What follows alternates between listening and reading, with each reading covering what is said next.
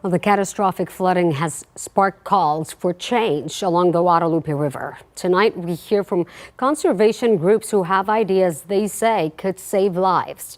KENS 5 reporter Zach Briggs spoke with the Heart of Texas Conservancy and the Greater Edwards Aquifer Alliance. He's live in Comfort now with more on what they're saying. Zach. Well, the coalition stressed smart investments are needed to reduce magnitude of tragedies like we saw on July 4th across the Hill Country, and they're hoping lawmakers in Austin can address this in the special legislative session. And sometimes tough love is love. And that's truly what we're here to represent, is the heart of the matter. And for this growing coalition of natural resources experts, the mission comes down to saving lives. The surest way of protecting human lives is to keep residential and commercial lodging out of the 100-year floodplain. Ben Eldridge with Heart of Texas Conservancy supports the implementation of early warning systems, but stressed more must be done to ensure current land and water policies are enforced. Halting future development along floodplains, he says, is crucial. He proposed this idea.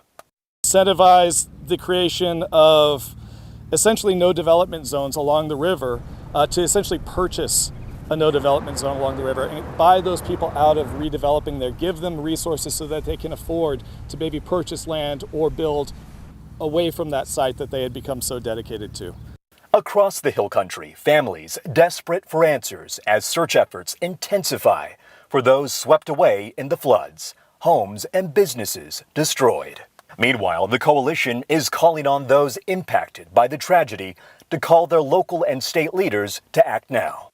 Talk to your legislators, talk to your city officials, your county officials, your state officials. It is a tricky line to draw between the protection of private property rights and the protection and prevention of these flooding impacts. But I think it's one that legislators are understanding needs to be drawn.